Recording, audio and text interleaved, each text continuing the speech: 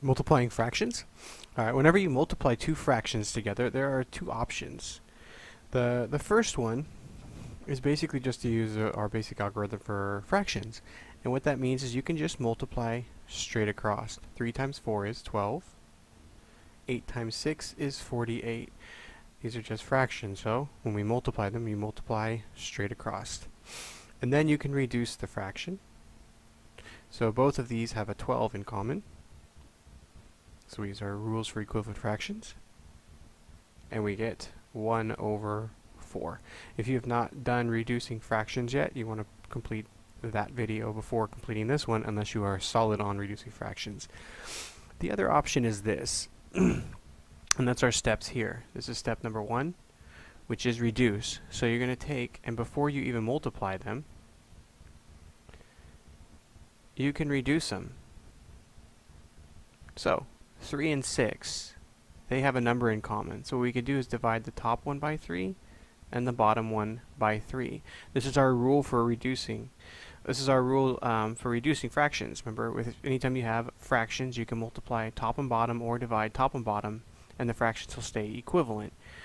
So same rule applies. And then the 4 and the 8, 1 and 2. So as long as you divide top and bottom by the same number, any of them, it will reduce correctly, and you get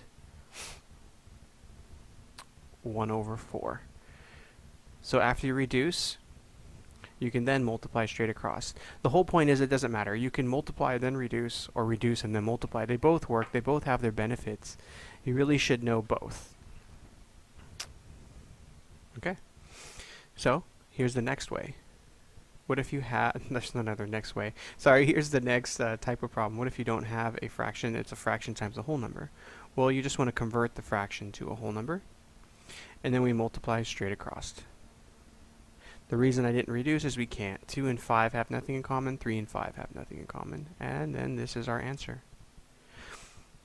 Alright, so I want you to hit pause and try the next one for me. So hit pause now. And there's our answer. So the 12 and the 32 had a 4 in common, and you could have done a 2 and a 2. Doesn't matter how, just have to cancel them.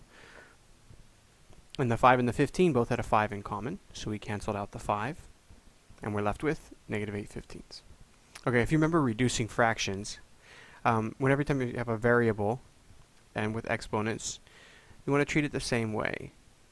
So, sorry, I'm way ahead of you there. So, what we can do is just start by saying, oh, well, the 3 and 6 have a common factor, so we divide the top by 3. 3 divided by 3 is 1. 6 divided by 3 is 2. And then we don't have to do this all in one step. We can just write it. So 1 times x is x. 2 times 8 is 16. And when we multiply them, we use our expression. So the rule is just to multiply 2 by 8, which is 16, and then write the x cubed. And then now we have our basic fraction, which we can expand out. That's x. And then that's 16x, x. And once we have it expanded, it allows us to divide one of them away. So we cancel one of the x's. Now remember, this doesn't just make it disappear and it turns into 0. What we are is changing it into 1. So x divided by x is 1.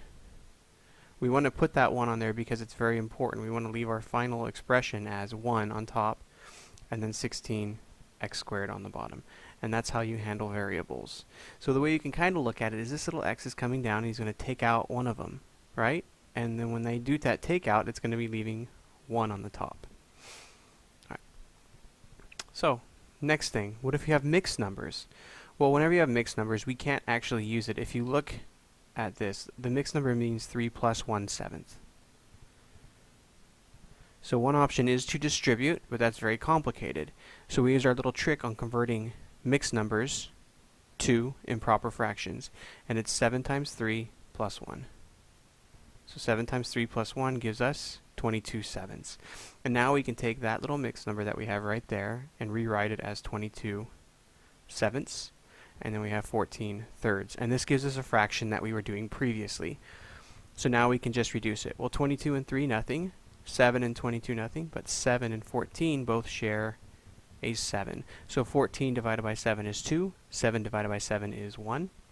And then we check it out, and even though 22 and 2 both share a 2, they're both on the same line. which means we cannot cancel them. So now we can multiply, and that gives us 44 over 3. And that is our answer as an improper, but we also want a mixed. So if we take 44 divided by 3,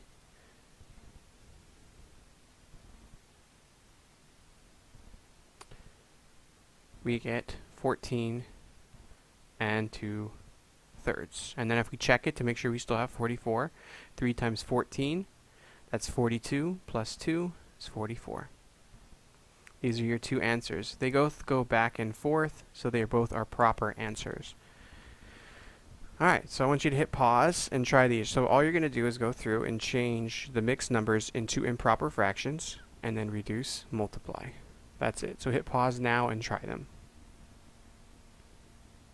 Alright, and here are your answers. 13/14 for the first one, and then 18/5 or 3 3/5 for the second one. If you didn't get them, rewind it and try it again. Or take a look and see if you can figure out what was done. Thank you.